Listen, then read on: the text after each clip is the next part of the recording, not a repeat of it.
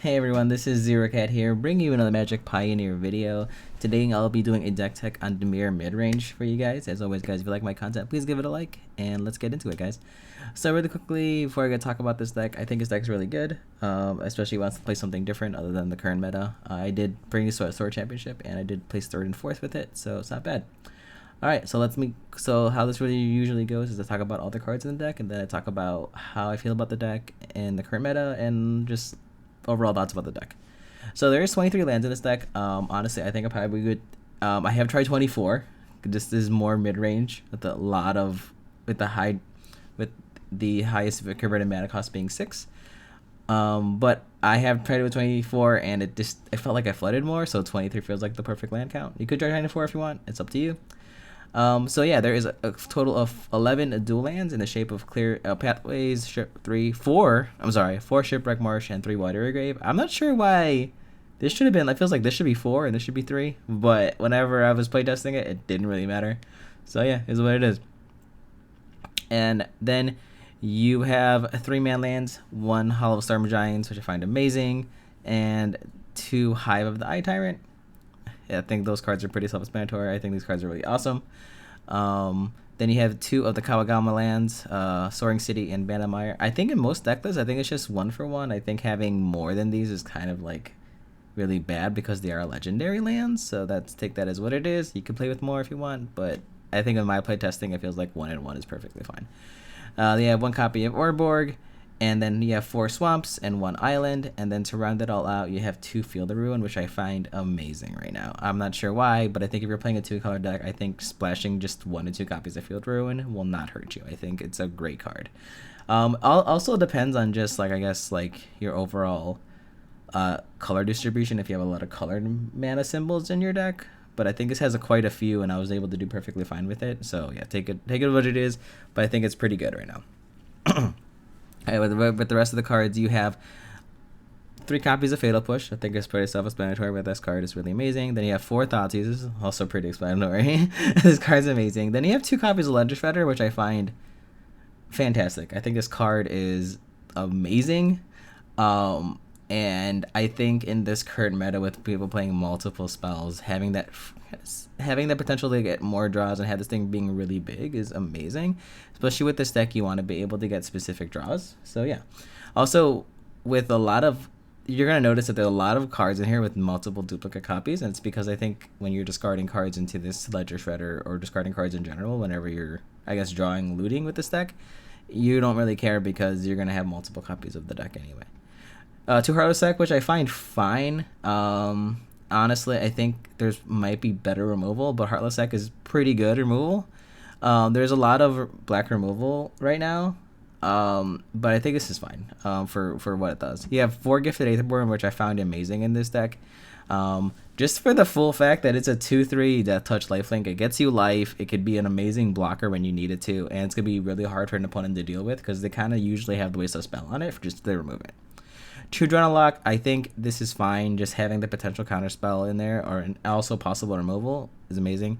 Tainted Indulgence, I find was really good, but I want to say 95% of the time whenever I played it, I never, I always had the discarded card. It was very rare that I actually had to keep both cards.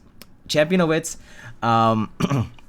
Champion of Wits is fine, but I find myself almost sideboarding all 3 copies out. I think it's just a fine filler card for what you needed to do. Just as the draw. I think I was able to eternalize it once, which wasn't bad, but like I said, I mostly sideboarded all of my copies out every single game. I could be doing this wrong, but hey, what do I know? I found this deck online, and I kind of just played with it. It was pretty good. 3 card was a Graveyard Trespasser. I think this card's been an all-star lately in this current meta. I think it removes cards, it gains you life, it becomes a 4/4, and having your opponent discard a card, it gives it an automatic 2-for-1 for you. I think it's amazing.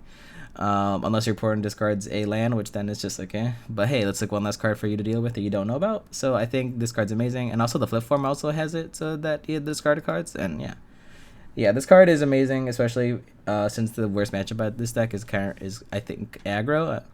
So yeah, I think this card's pretty much an all-star. 2 copies of the Murderous Rider. It's basically more removal spells, also destroy planeswalkers, and it's a 2/3 lifelinker. Kalidas, 2 copies of Kalidas. This card is, I don't really have to talk about this card. I think this card's amazing. 3/4 lifelink, and then it's constant removal against sacrifice decks, losing, and it's also decent against Art like Phoenix. And his expertise is a good board up card. Also, you get to play a free card. The converted mana costs 3 or less. Hostage Taker. Oh my god, Hostage Taker is good. I have been loving Hostage Taker. I totally forgot about this card. I'm not gonna lie. I know when Ixalan first came out, this card was bonkers, and I think it still is bonkers. The fact that it also targets artifacts is pretty solid. Most people usually just target creatures, but hey, this thing can take artifacts as well, especially troublesome artifacts that, depending on what the board state is, could, just be, hey, I want this now. 2 copies of Scarab God. I think Scarab God is good right now. Meta. I think gods in general, because this constant just threat every turn, because at the end of turn it goes back into your hand and you can just replay it again. Most of the time they have a hard time just exiling decks, especially with what is current meta right now. It's just like, oh, they had to do this like every turn, or else I'll get one of my crazy creatures back from the graveyard. Even if they waste a turn every turn to kill it, that's like 1 to 2 cards that's gone from their hand, and I think, and then this becomes a 5/5. They could possibly just get out of hand.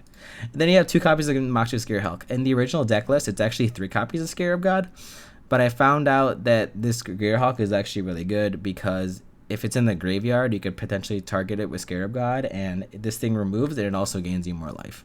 All right, let me go ahead and talk about the sideboard real quick.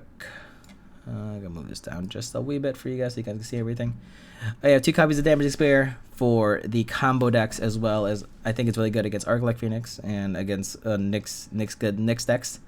Unlicensed Hurts, this card has been surprising. That's not surprising. This card is just an amazing card against all graveyard cards. This is really single target removable, and it gets bigger, and if it ever attacks, potentially could end the game. I have never done that before, but there's times where it's just like this thing's like a 10-10 and it could possibly just kill you. 2 copies of Negate against, I think it's, more counter magic. Test of Talent has been surprisingly really good, that 1 copy. Oh my god. What can I say about Test of Talents? It's amazing. The fact that it's just a straight up just counter, it's basically a negate. It's so good. And it gets all copies out. Oof. All goes but fast against the control matchups. 2 copies of Collective Brutality. This card has a lot of just options to go into. It can go in against aggro, it can go against control decks. I think it's just value. 2 copies of Mystical Dispute.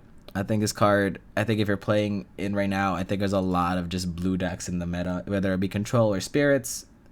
Then you have 1 extra copy of Kalidas. I think the worst matchup against this deck is aggro. So you definitely, that's why the deck has a lot of lifelink. It's just to keep you in the game. And that's why it has also an extra copy of the expertise in there as well. And then you have Ashiok against the mid-range decks overall to complete the sideboard. So how do I feel about this deck? I like this deck a lot. I think once it gets past a certain threshold, I think this deck is amazing. And I think the only bad matchup, like I said, is just aggro. Of course, like, you could probably argue with me that's not that good against certain other decks. Like, I think when I was playing this guy, I was playing against like Phoenix. I think I won 1 game in the top 8 with this deck, and then the second game, the guy just drew literally, like, his deck just like flowed together. I think he had like 3 Art like Phoenixes on like turn 3 or something ridiculous, and I was like, okay, yep, can't do anything. But hey, this is part of the game, right? But I think overall, I think this deck is amazing. I should definitely try it out. Yeah, that's all I really have to say. And I think one last announcement before I let you all go is I think I am planning, once I reach like a milestone of maybe like 650 or 700, I do have a few codes for Magic Arena. I don't really play Magic Arena codes because of all the secret layer stuff that I bought. So if you guys are definitely interested, please let me know.